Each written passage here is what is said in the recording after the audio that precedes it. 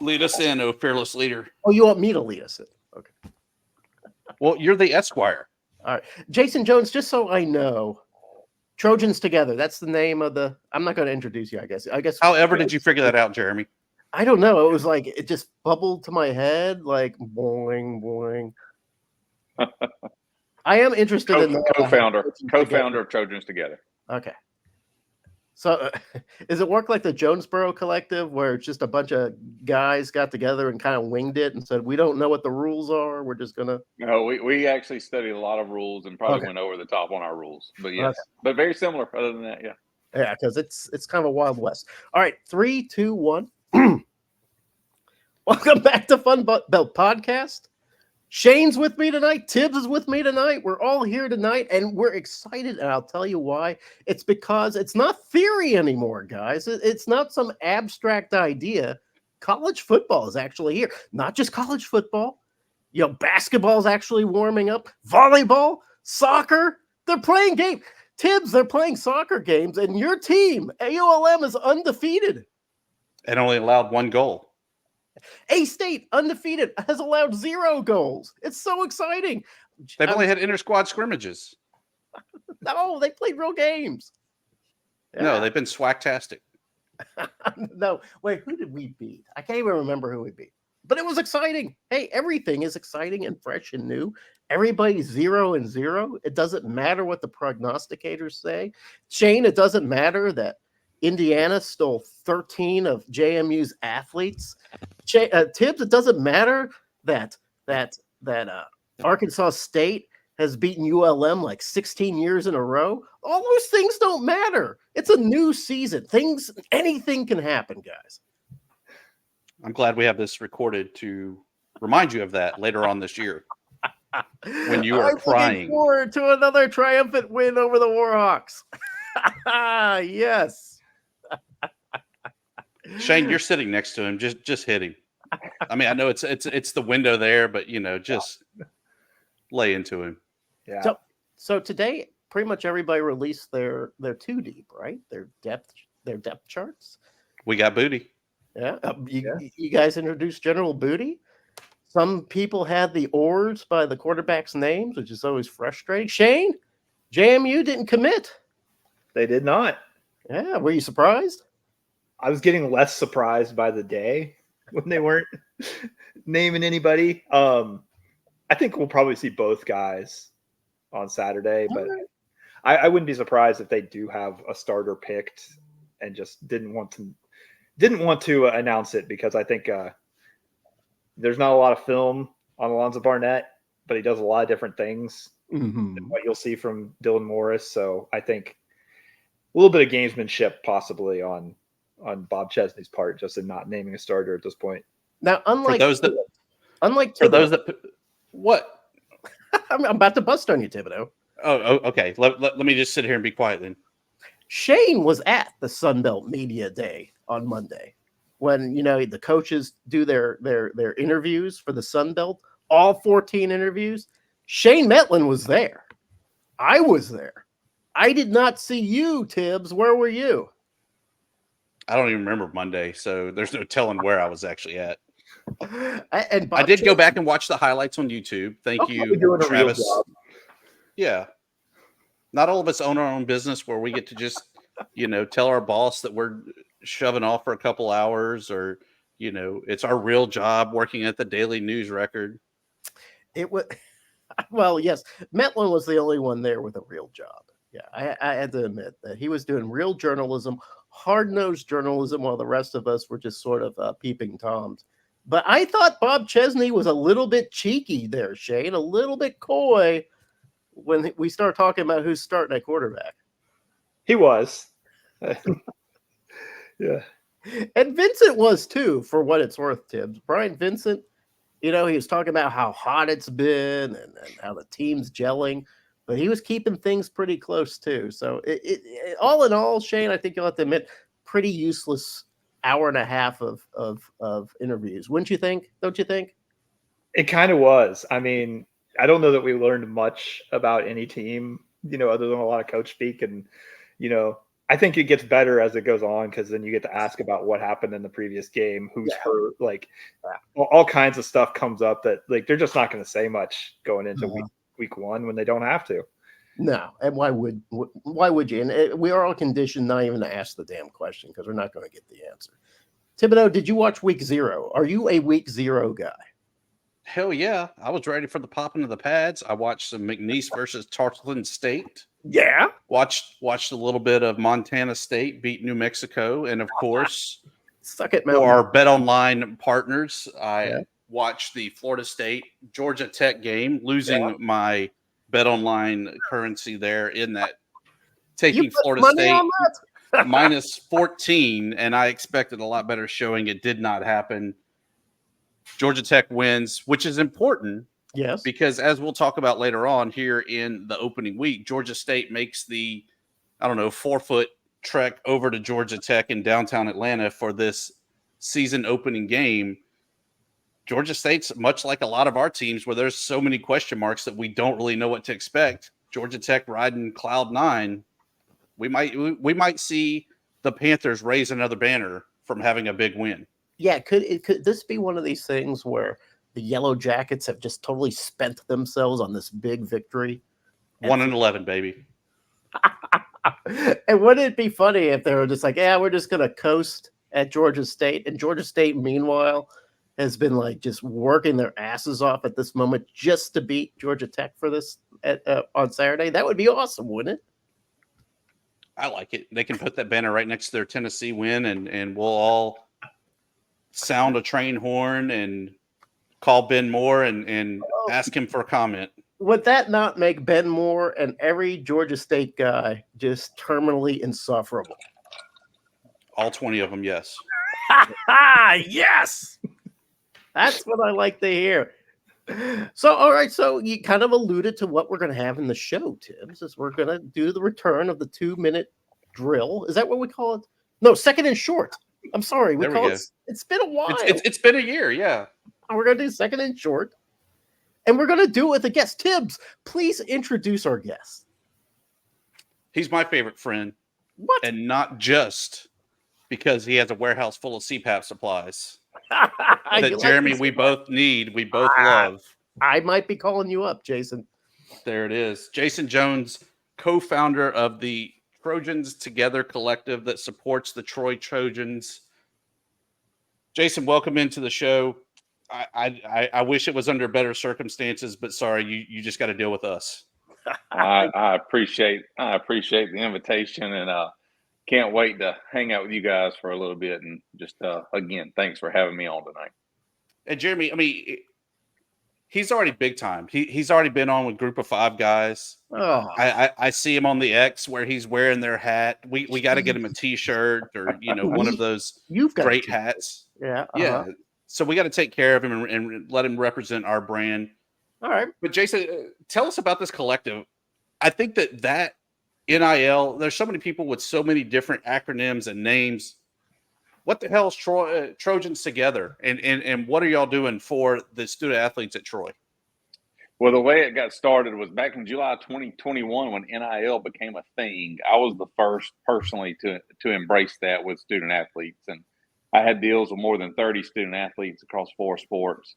And Chuck Carson, my partner in this whole thing, he and I got to talking about how we needed a collective after seeing a lot of the Power Fives have that and realizing a collective was more than just me going broke trying to pay student athletes to market for Jones Medical Supply. So we opted to get that ball rolling, and we started this thing officially exactly a year ago. I think August 19th of last year was when we announced it.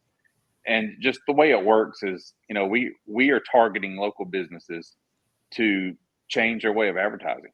So we want them to use social media with Troy student athletes to market their brand. They're going to spend money somewhere advertising, right? They're going to go through newspaper, radio, billboards, all that stuff. So they've got a budget for advertising. Why not do it through social media and let us handle the dirty work? So we do this for free. Our board is made up of guys who have real jobs. Those real jobs require us to actually really work. And we partner with local businesses to find that student athlete that makes sense on an ad and put it out for the world to see through social media. We've got a graphics guy who is an absolute ninja who refuses to be paid and is just incredible. We would be nothing without our graphics guy, Keith. And without him, we wouldn't be here. I mean, there's no way to properly promote brands without it looking the right way. And Keith does all that. So we're a board that does this for fun because we love Troy. We want to see Troy grow. And then we choose our student athletes, and we try to find those that are on the field and on the court that people are going to remember their names and want to attach their name to from a branding standpoint. Well, Jason, I'm probably going to have to come down to Troy and unionize Trojans Together and get all your guys like Keith a nice medical package, maybe dental, maybe a retirement fund, maybe a salary. All kidding aside, I know that at Arkansas State, they put together a collective too. I think they call it Impact Club. And that's right. And I talked with some of the people that are behind it, and they're business guys like you, people that are in the community that have a stake with the university. Just brought some guys together to make it work. But for them, they felt like it was like a Wild West. They looked at some collectives around that had come around, like Ole Miss was one of the collectives that they really looked at and try to model themselves after. But they felt like there was a sense of every state seems to have their own rules, and there's no NCAA oversight that's really knocking it down. Does it feel a little like a Wild West to you, or do you feel like you got a real thumb on it? Yeah, no, it is the Wild West, and it is a pain because what you just said, every state has different rules, and the NCAA does not care. In Alabama, you can't have a student athlete promote alcohol, tobacco, gambling, or firearms. Yeah. And maybe in Mississippi, they can promote gambling. I'm not saying that they can, but in Mississippi, there's different rules. Georgia, there's different rules. So there's no level playing field. The other thing is the rules change. I talked about July 2021 when this thing started. Carlton Marshall and Scott Taylor Renfro were the first two that I signed, and I'll never forget. We could not use Troy's logo because the state of Alabama had not changed the rules or created the rules to then change the rules so that you could use school logos. So the first ads I did not have a logo on it or say who they played for other than they were the home team. So things have changed a lot. Now the NCAA's pretty much gotten out of the way, say write all the $1 million checks you want to and that kind of thing. But one thing about us being a little, I guess, behind us just getting rolling last year, we were able to see some things that didn't work and see some collectives that didn't make it in the G5 level. And to see those decisions that they made that came back and maybe bit them in the butt a little bit and made sure we didn't make those same decisions. So the timing of it, it all worked out for us. So we've got no complaints. We wouldn't do anything different. As you can see here, yeah, to our knowledge, we're the first to have a naming rights deal with a business. And so we've got a 3-year naming rights deal with the Norris Insurance Group here in Troy. That's basically fast forwarded our schedule a couple of years and allowing us to do some things that we had paced to do a couple of years from now. So we're excited about that partnership. And again, looking around the country, we've not seen that anywhere else. So we think we're one of the first to have that done. So you mentioned that you all really kind of tried to learn lessons. What was maybe the biggest lesson that you didn't realize that you didn't know going into it? Well, I can tell you this. I went to Chuck first to say, hey, we need to start a collective. We need to charge $20 a month to everybody we can find and build this thing up. And Chuck said, you're an idiot. And then for 6 months, we didn't have a collective. And then Chuck called me back. Hey, we need to start a collective. I said, I think we had this conversation. He said, no, we need to do it a different way. So our base level is nowhere near $20 a month. It's a high end deal. And that goes back to what I said a while ago. We're targeting businesses who need to spend advertising dollars somewhere. And so for a business expense, it's a deduction because it's advertising. And so we're asking those businesses, instead of that $5,000, $10,000 contract with a billboard company, to go through us and let us handle their social media. And so the point of that is, what have we learned? The point of that is we're not out chasing $20 a month deals while we're working those real jobs I talked about a while ago. We can't take care of those people who give their hard-earned money, whether it's $20 a month or $100 a month.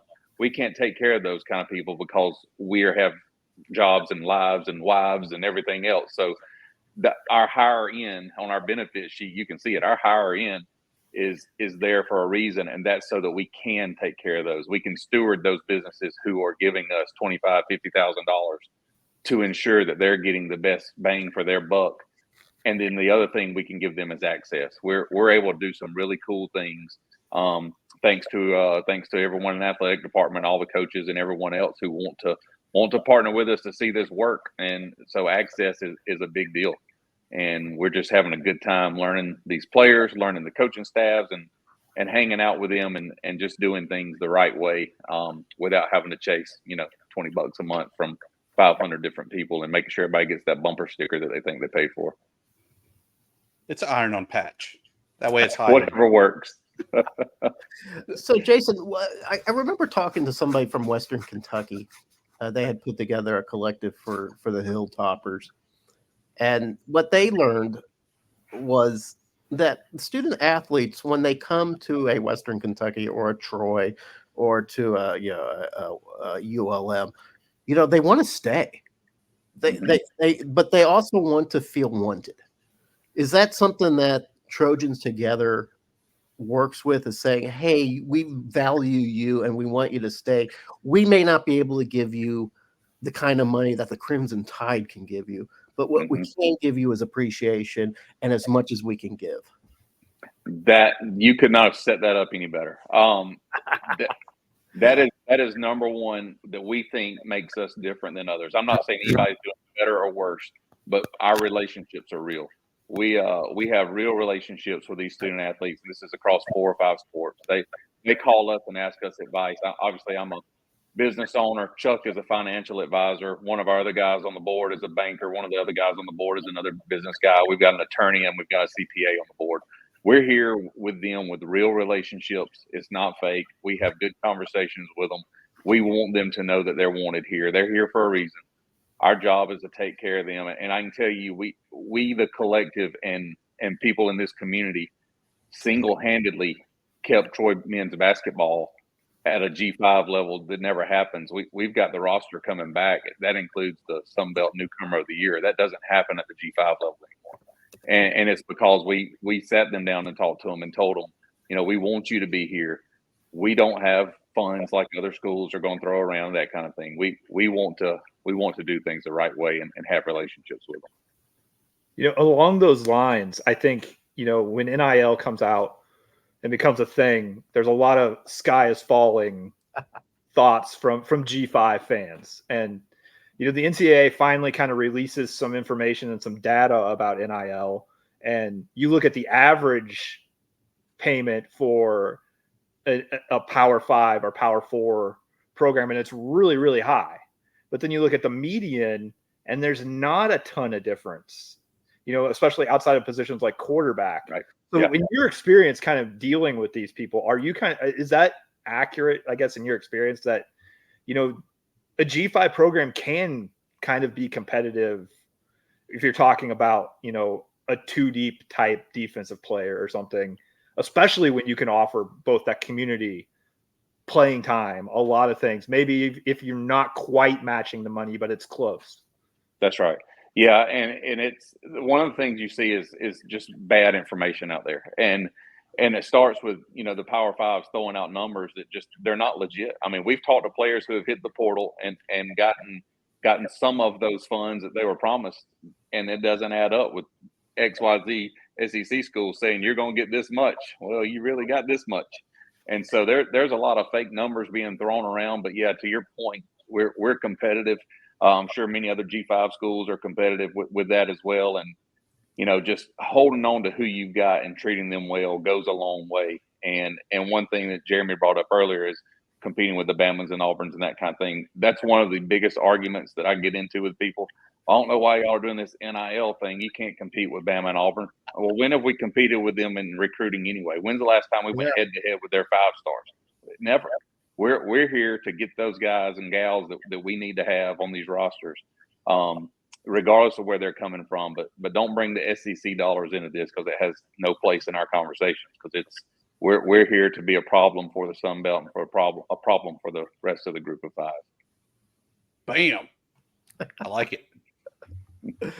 Well, Jason, it sounds like you know your stuff about NIL, and that's great. I'm glad. Hey, good for you. But do you know your stuff about week 1 of Sun Belt football? We don't. Absolutely not. Bring it on. Then you're in good company. All right, here's what happens on Tuesdays during football season. We do a little something called Second and Short. Oh, you hear the gong, right?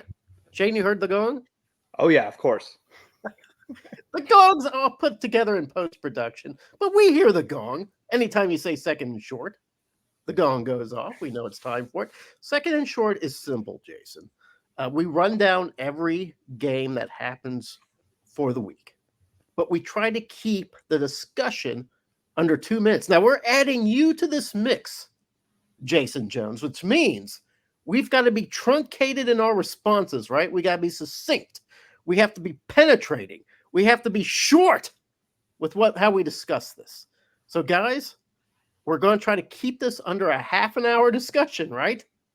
I don't know Negative. if we can do it. 14 teams. That should be 28 minutes, right? I don't know if we can do it, but we're going to give it a try. All right, you guys ready? I'm Ready. moderating. I'll throw out the questions.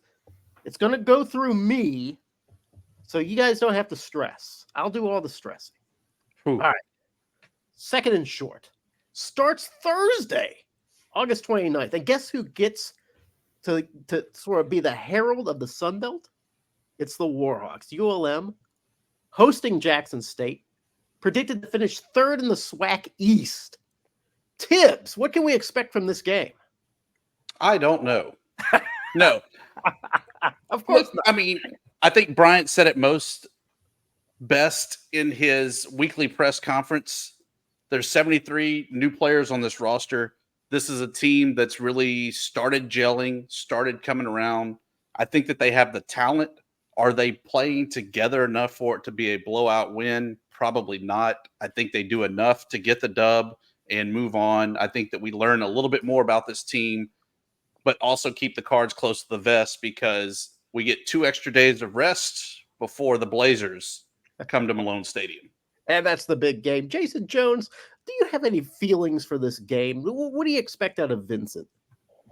Unless Deion Sanders is back at Jackson State, I expect Bryant Vincent to have a statement game in week 1 as a head coach as he prepares for a payback game that next week against UAB, who didn't see fit to keep him around when Trent Dilfer got the job. So I think ULM wins big. This is a statement game, and give me all the points if there were points on this one.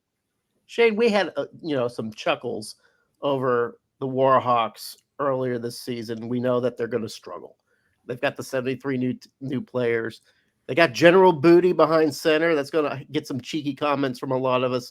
Shane, is this? I see what you did there. Yeah, I kind of wish I didn't do it. Shane, is this a statement game? Is this a game that says the Warhawks are for real? It is, because like you said, I think it's possible this is a much better ULM team and still doesn't win a whole lot more games because it's a tough schedule for them. So this is a really important game. It's a really important game for setting the tone and the culture with a new coach. Brian Vincent talked on Monday in the Sun Belt call about wanting to rile up the Monroe community and ULM alums. And nothing would do it better than to start out with a win. I think they're going to do it. I think it'll be relatively convincing too. So I haven't talked about the odds because for FCS, I never do personally. That's always kind of a mixture of things. But an hour later, guys, we get another dose of Sun Belt heat. Coastal Carolina taking on Jacksonville State, who's supposed to be pretty good this season. They give the Gamecocks a 2.5-point favorite. Shane, are the Gamecocks really a 2.5-point favorite over the once mighty Chanticleers?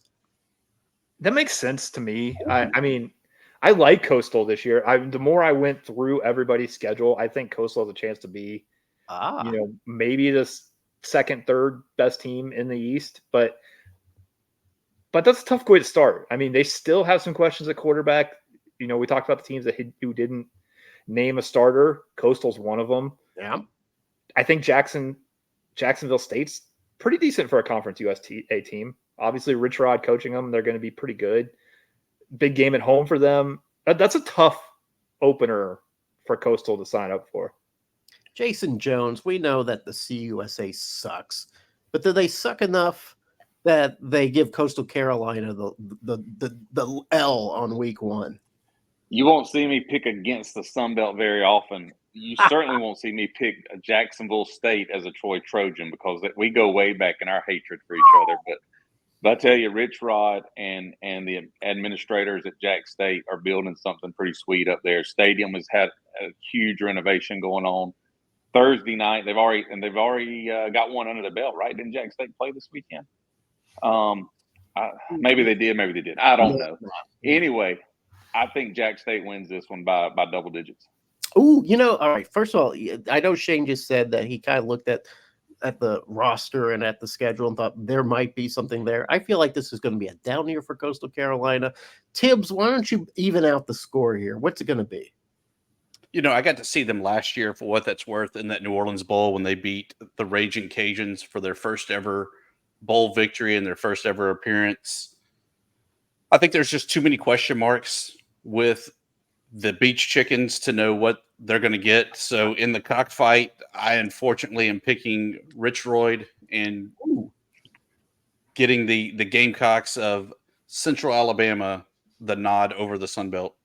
You know what? It's hard to argue against Thibs. He is the godfather of knowledge. All right, then we head over to Saturday, the real college football day, in my opinion. It's like when you go to church on a Wednesday or a Saturday. Church is for real on Sunday. Well, college football's for real on Saturday. We open up a 2:30 p.m. game, East Tennessee State at Appalachian State. This should be a really easy game for Appalachian State, Shane. Yeah, it'll be a blowout. And, it's one of those games, too. It's interesting because App State fans aren't going to look at this as just another, FCS opponent. They've got history with ETSU going back to the SoCon days. It's not very far between those two campuses. So they're going to have fun with beating the pants off of this East Tennessee State team, too. I mean, they might not, be heading to the parking lot to finish tailgating at halftime, even if it's a 30-point blowout. They're going to have fun with this one on Saturday. Tibbs, the Buccaneers won 3 games last year. Is this game even worth watching on ESPN3? I'm sorry, Here's why it is. Plus. Oh, my God. No, ESPN Plus, the champagne of streaming TV. Sorry. Here's why I think that it could be interesting. How many times have we seen this Mountaineers team that had all the talent in the world and still struggle against the likes of Garner Webb, against the likes of Mercer, and Robert Morris early on before they did put a little whooping on them? I think it's a scare game, but the Nears win it. Sean Clark's happy. We're all happy. Joey Aguilar, he keeps the West Coast swag going. Yeah, maybe pads those stats. Jason Jones, do you have any superior insight? No superior insight. If this was basketball, it would be a really good game because ETSU is sneaky good in basketball. But it's not. So give me App State with another statement opening weekend. All right, guys. This next game is my O'Doul's Maintain Your Edge game of the week. Boise State at Georgia Southern, 3 p.m. Broncos are a 13-point favorite, which I get. Thibs, tell me why Georgia Southern is going to win this game. We can only hope that French does not surrender this game, because really this is a huge game for the league as a whole. There's a lot of talk about Boise State being potentially the G5 representative in the playoff. You got to make all these statement wins. And I think Adam Witten even talked about when App State plays Liberty, how that could have bigger implications. I think this is a preview of that and really gets the Sun Belt on the map if Clay Helton is able to get this win. And I think that he can squeak it out, especially since it's in Paulson Stadium.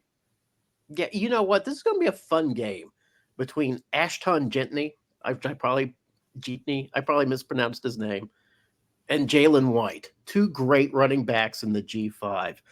I feel like Georgia Southern really has a lot of advantages in this game. Being at home, having some pretty good players on their side. Jason Jones, why don't you talk some sense into me about this? I'm with you. That's a long. I don't know that you can get from Boise, Idaho to Statesboro, Georgia. I hope they left today. That is a long way. There might be like some Georgia teleportation involved.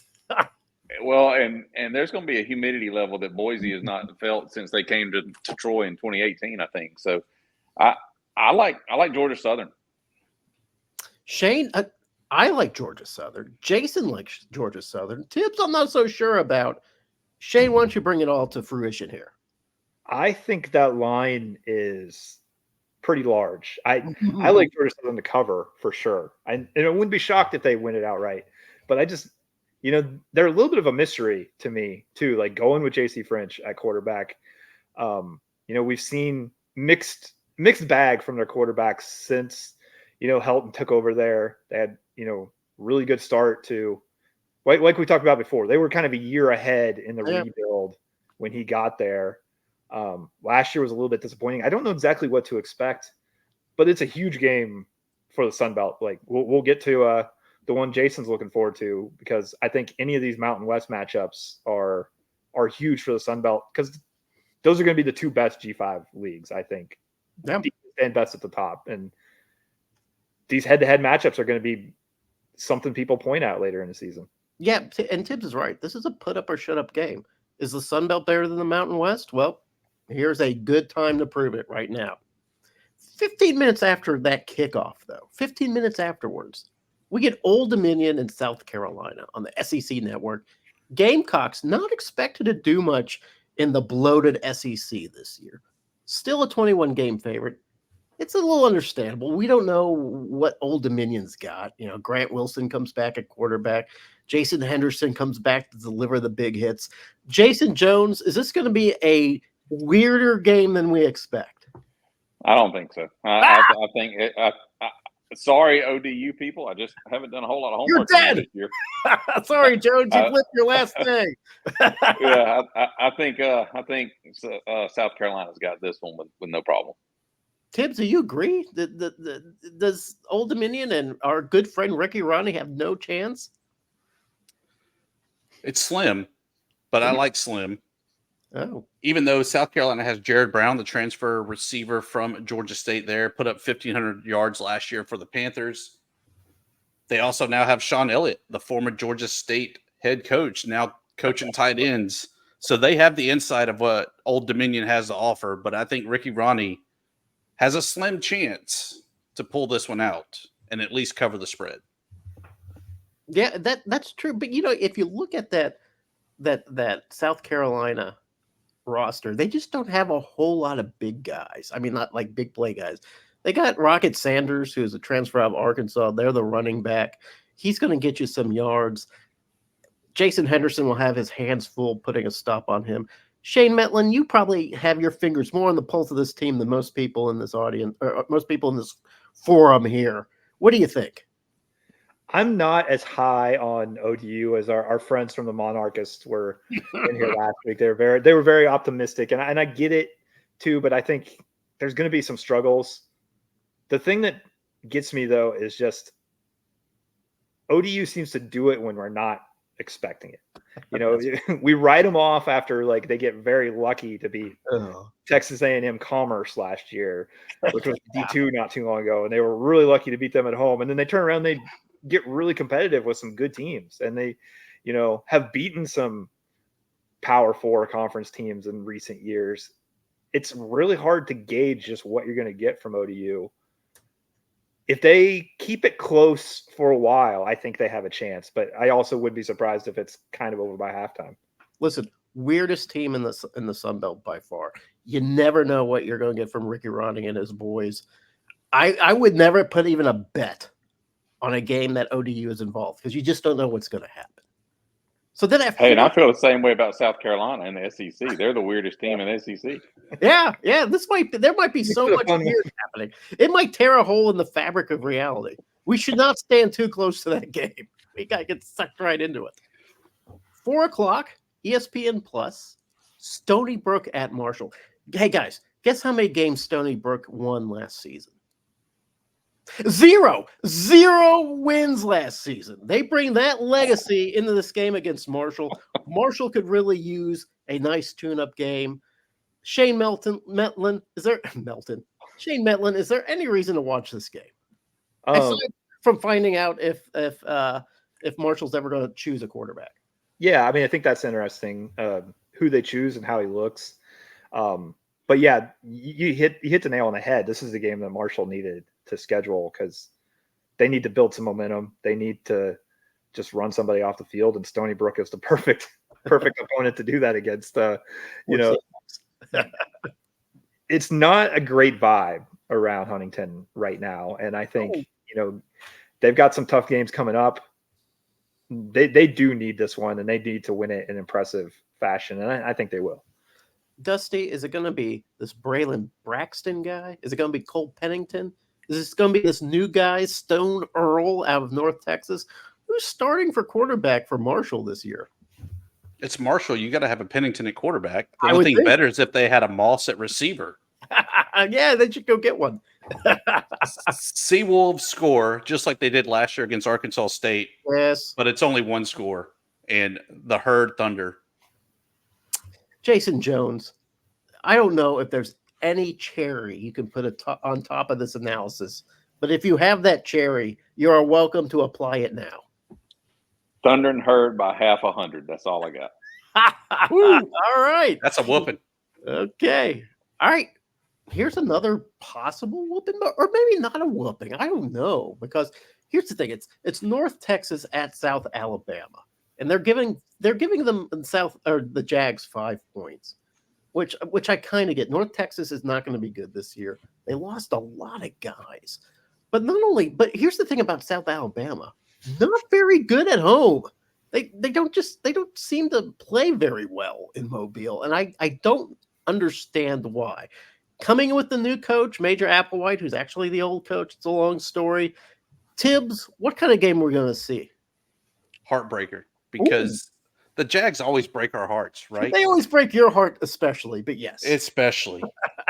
Now, I'm not a really big fan of North Texas. They abandoned the Sunbelt for whatever greener pasture they thought it was. No pun intended there.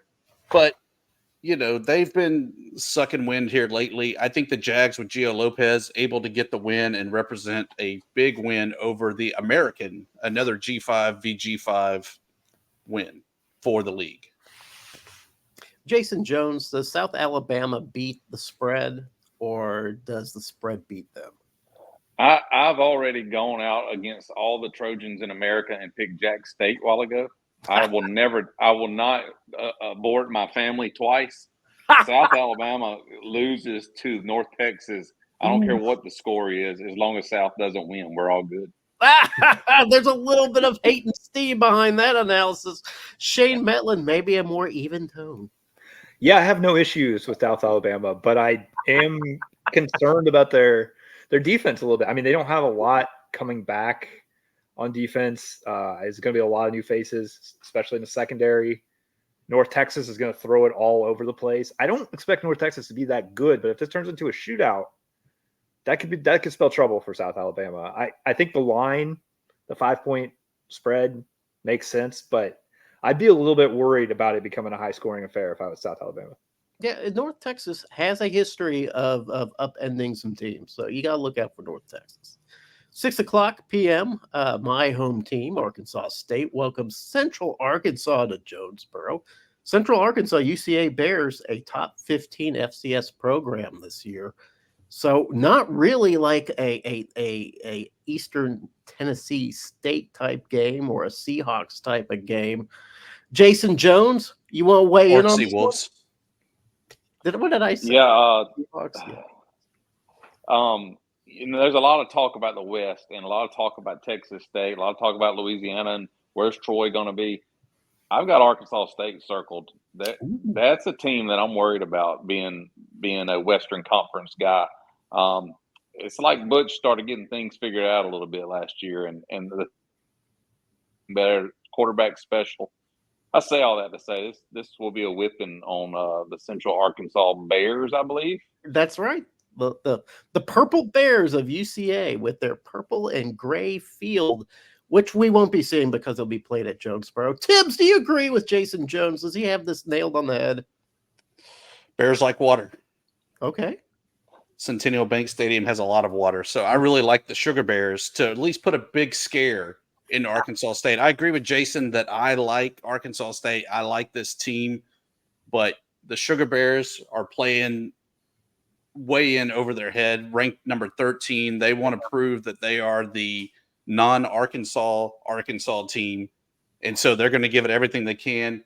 First team all-conference quarterback Will Weathers. He's going to have a day, but I think Jalen Rayner does just enough to get the Red Wolves the home victory.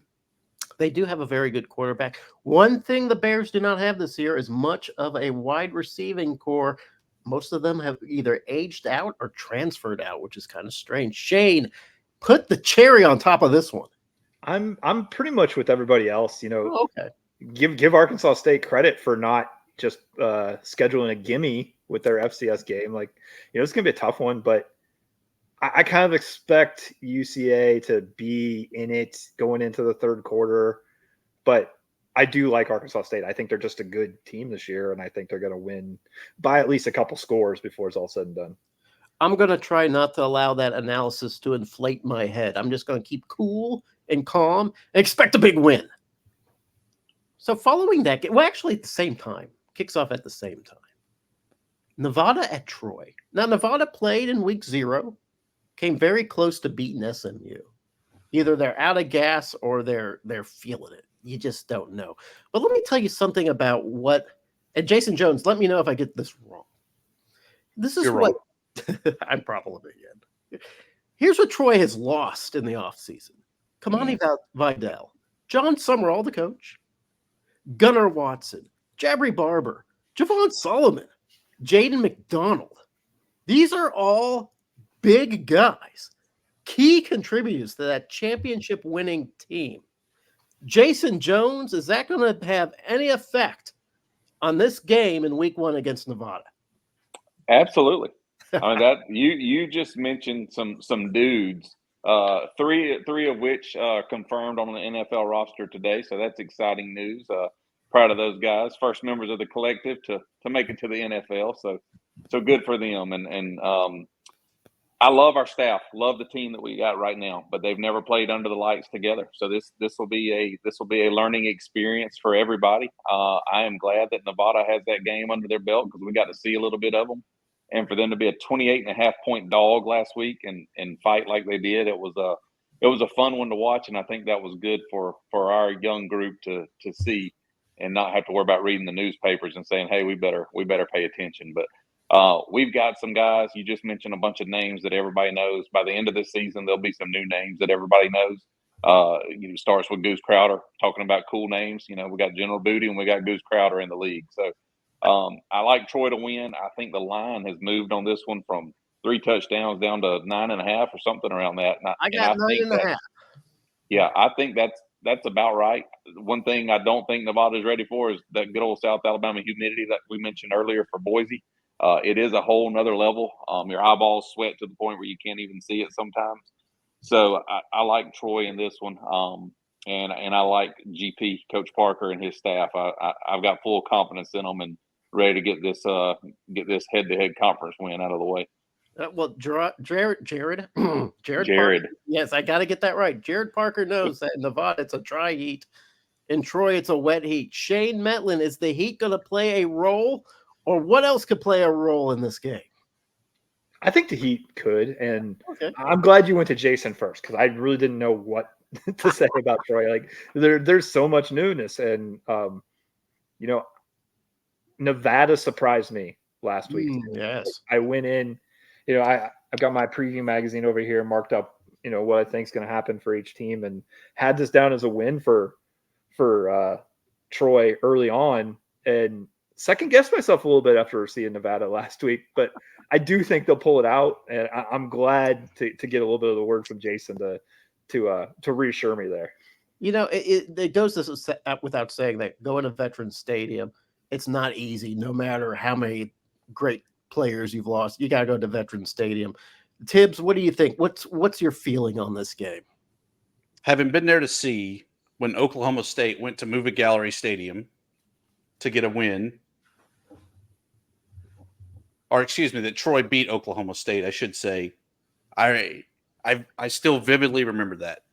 I think that as long as Jason Jones leads the band to steal the trident, much like Texas State did last year, the Troy Trojans get a win. If that doesn't happen, I can't guarantee a win, and it might be a Nevada upset. So no pressure, Jason. It's all up to you. All right, I'll have video to you Saturday night. But just don't forget, you brought up that Oklahoma State game. Don't forget the famous diatribe that Gundy went on. Come after me, I'm a man, I'm 40 was all over Troy, Alabama's win, or Troy University's win in Troy, Alabama that night. We'd never have that great clip on the internet if it wasn't for that win. Come after me, I'm 40. Yes. Yep. Legendary times. So 45 minutes after the kickoff of that game, we get another game on the SEC network. Kentucky hosts Southern Miss. Kentucky is a 28-point favorite, but a little like South Carolina.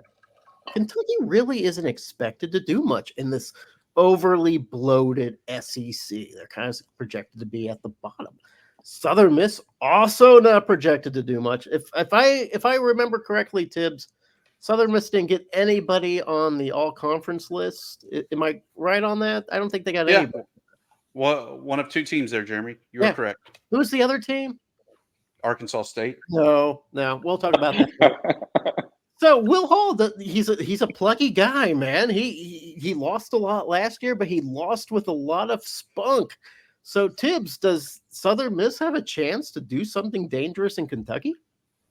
Will Hall definitely named Tate Rodmaker as his starting quarterback. That's a happy guy that's not in Knoll Nation right now, the Florida State transfer. I don't think it really matters. I think that Southern Miss kind of goes through the motions, kind of discovering maybe what they have, because I don't think that they really know what they have coming out of camp and into the season as well. So kind of a good live scrimmage for them. Scoreboard doesn't reflect it, but they definitely learn a lot in the game as the Wildcats beat the Sun Belt. Shane, did they beat that spread? 28 points. That's a lot of points.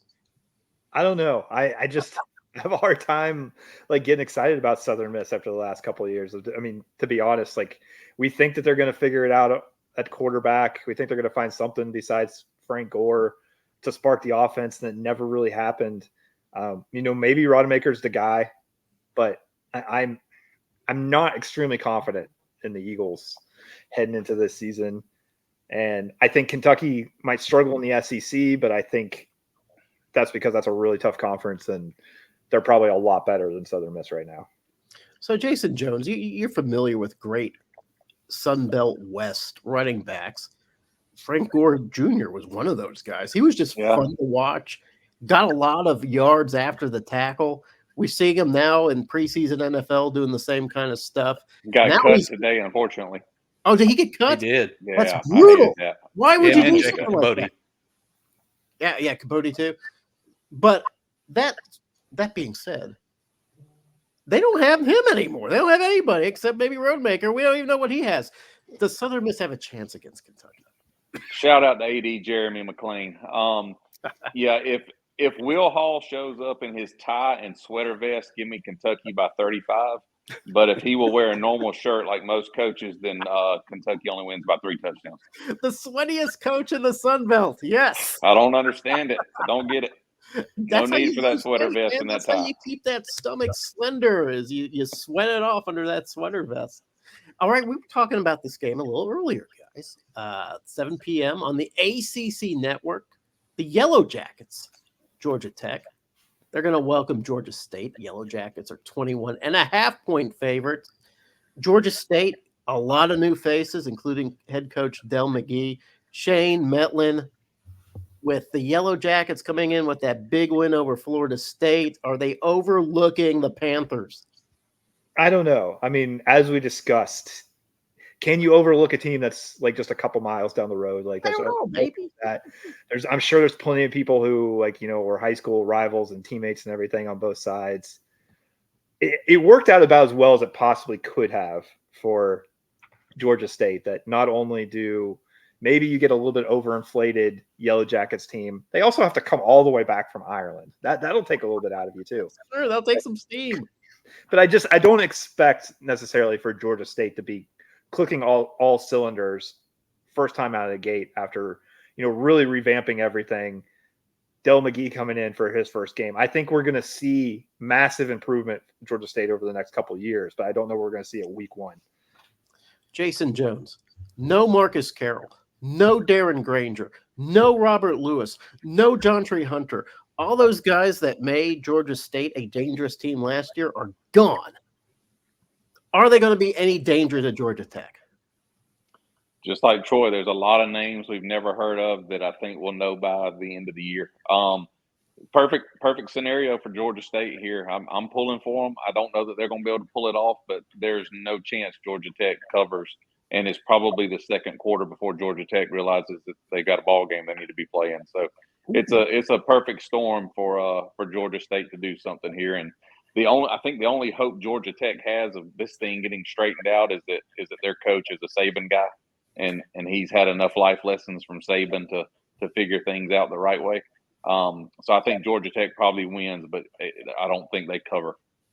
Well, let's take this topic down the dusty trail. Thibs, what do you think? What's the final analysis on this game? I do like Georgia State to at least cover in this game. I think that they definitely learned a lot. Like Jason said, this is a big fight for them. They kind of learn a little grit, learn a little bit about themselves. But, yeah, it's Georgia Tech that gets the win late in this game.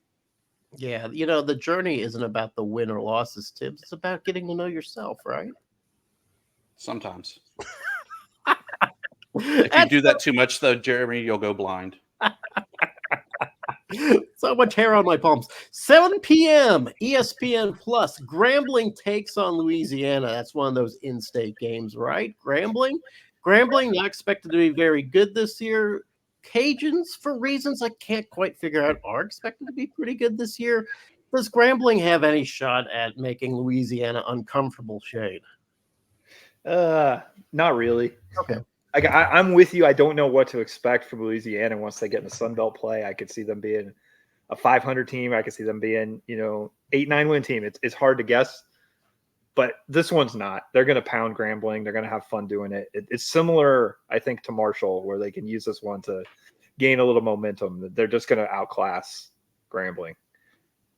Jason Jones this week.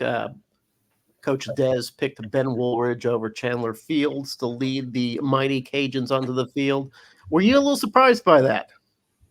Yeah, because the other day on Xbox when I played Louisiana, it was Chandler Fields at quarterback. So that one, Chandler Fields. Yeah, so that one threw me off. But first of all, shout out to Ark State and Louisiana for playing some FCS in-state schools. Good for them. I'm glad to see that. And I think Louisiana wins this one big. Thibs, we know how much you love the Cajuns. Is there any chance that Grambling goes ahead and gives the Cajuns a spoonful of bitter? The G-Men win the halftime show. Because they have the band. They have the band. Okay. All right. That's always a good pick. Always pick the band. Speaking of picks, we talked a little bit of this on the off channel here. James Madison at Charlotte, 7 p.m. ESPNU. You can catch this one on the U, Shane Metlin. Shane Metlin, is the 7 points fair? Are the Dukes a 7-point favorite, or is that kind of low? I think it's fair. There's a lot of question marks on both sides, and yes. That line has jumped around a lot over the past couple of weeks. I think it's going back towards JMU after the UNC Charlotte press conference today, where their coach kind of comes in kind of depressed, talking about how half his starters are hurt. I don't even know if that's legit or not. There's a lot of question marks. Both teams, I think there's, maybe like 140 new players on both rosters. It's crazy. Don't know quite what to expect. I think JMU should win this one, but there's a lot of question marks. Dusty, the 49ers have a defensive lineman named Stone Handy, which I thought was a pretty cool name. And it should be a tight end. That's right. Stone hands, yeah. That's pretty. They don't have a whole lot of guys. So James Madison, yeah, we know they've lost a lot of dudes, but they're usually pretty good at picking up a lot of dudes. Is this going to be as close a game as the line suggests? For sure. I think this is very much a close game. I think the Dukes win it, maybe as a homer pick. But I'll tell you, man, it's hard to pick against good old Biff. I mean, a guy that calls out the media for the 30-second press conference last year, this year opening up the season in a cutoff T-shirt, and woe is me, my whole roster's injured, and the porch fell down, my dog got squished, whatever. How can you pick against a guy like that? But I'll take the homer pick in the Dukes. As Thibs fans himself down after such a hot analysis, Jason Jones, is there any chance that this is an upset in the making? No, and mainly that's for my personal safety. JMU folks are mean. Man, they came after me hard last year. So no, go JMU on this one. I got them by double digits.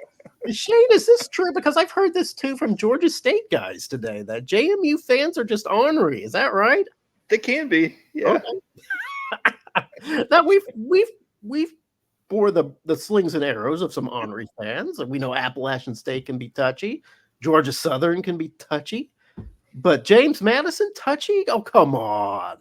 I would recommend interacting with them at a tailgate rather than getting online. That would be my. I think you get a different version of the JMU. Right, well, that's probably better advice. And now we know why his internet connection is always shady. He's in shadows. He's in hiding. That's right. Shane is in hiding. He is broadcasting from Bolivia. He is living under a new name with a new family and a new job. So that's.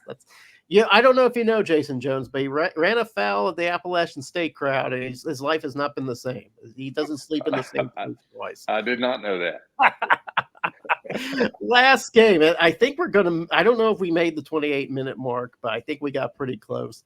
Last game, another in-state. I think Lamar's in Texas, right? That's a Texas school. All right. Belmont. Yeah, okay. Lamar at Texas State, 7 p.m., no odds given, of course. Texas State, a lot of people love Texas State. They got a lot of good players. They got the SunBelt Player of the Year and currently the SunBelt Offensive. No, that's Joey Aguilar. But still, they had the SunBelt Player of the Year. They've got a lot of good things going for them, more than just Jordan McLeod. Shane Metlin, I'm going to throw it over to you.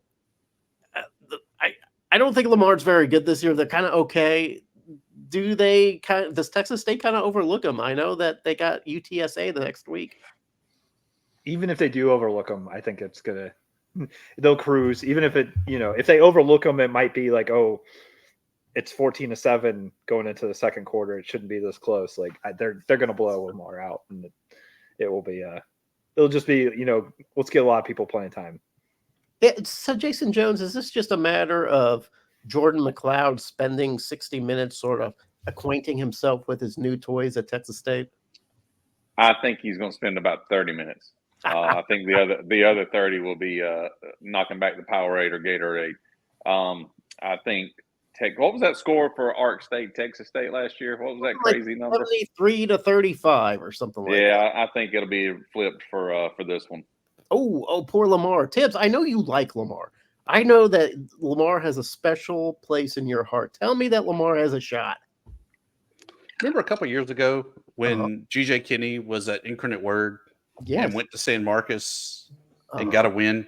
Yeah.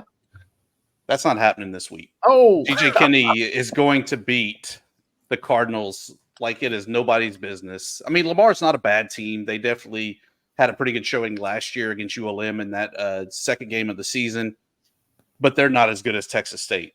Viva La Boobcats, I will be there in person to hang out in Jobu's lounge and take it all in. Well, hey, guys, I want to congratulate you. You have successfully completed the year's first edition of Second and Short. Ring the gong. Congratulate yourselves. Good work. Jason Jones, you were awesome. You provided the analysis that, quite frankly, Shane and Thibs just don't provide. So thank God we finally got a professional on this show. So, Tibbs, are we wrapping this show up with our traditional way, or have we overspent our time? No, we're always good for plugs, promos, and parting shots. I even have a Troy-themed plug, or parting shot, rather, for our Troy guest. Okay, all right. Now, should we force Jason Jones to do a plug, promo, or parting shot? Without a doubt, we have to. Okay. So, yes. Jason, we either give a plug of something going on for you. I'm assuming it will be your Trojans Together Collective. You can give a parting shot, which is kind of news of the weird, or calling out a fan base, or making fun of Shane even more. You know, whatever you want to do. Yeah. So that's it. All right, then I guess mine's going to be a plug. We'd love to have you join our membership at TrojansTogether.com. TrojansTogetherCollective.com. Sorry. TrojansTogether.com is a whole nother website, which we're trying to get, but they won't listen to us. But TrojansTogetherCollective.com, we would love to have your support. Hey, we can market businesses all over the country. So we're here to help you while you help our student athletes. Man, that was an excellent plug. Shane, are you going to be able to outplug that? No, I'm not, but I will plug just because you guys give me a hard time for plugging when I can't think of anything else, but it is this week. It's the start of the season. So if you're going to read some sports writing content about JMU, the Sun Belt in general, everything, this is the week for me to plug dnronline.com. Read about the games on Saturday, read previews here over the next few days, and we'll just be pumping out a ton of content to get ready for the real start of football season. Week 0 is fine, but this is the real start where we all like really just dive in.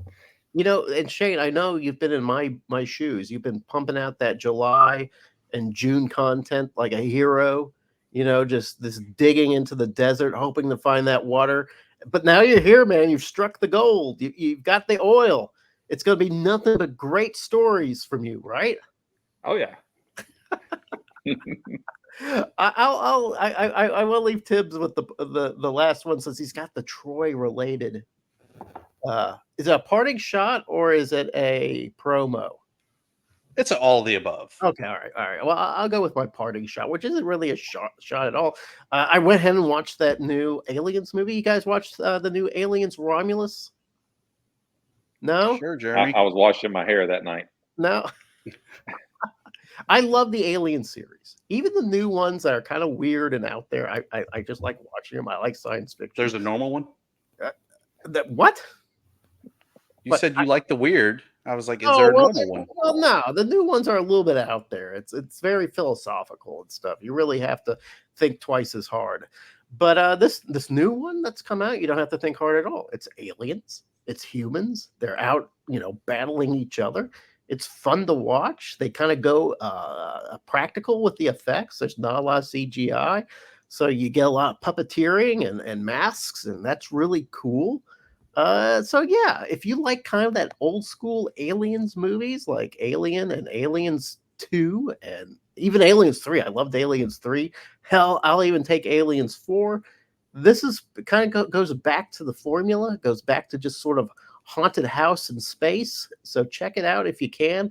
Although, quite frankly, I just wait until it came to streaming like all movies do and enjoy it on your giant TV. You remember back at Sunbelt Media Days? Yeah. One of the Troy representatives was Eli Russ, the offensive lineman. Yeah, such a big guy. He's a big steak. He loves some steak. But I found something that might be Eli approved that the Trojans Together Collective can get him to promote. McDonald's is launching their biggest burger ever with a half pound of beef patties, 3 slices of cheese, onion, pickle, lettuce, and a new tangy Big Arch sauce. As soon as I saw it, I was like, Eli, he's all over it. Jason, make it happen. If we can get Ronald McDonald to come to the table, we can make it happen. That's the way to end it right there, Thibs.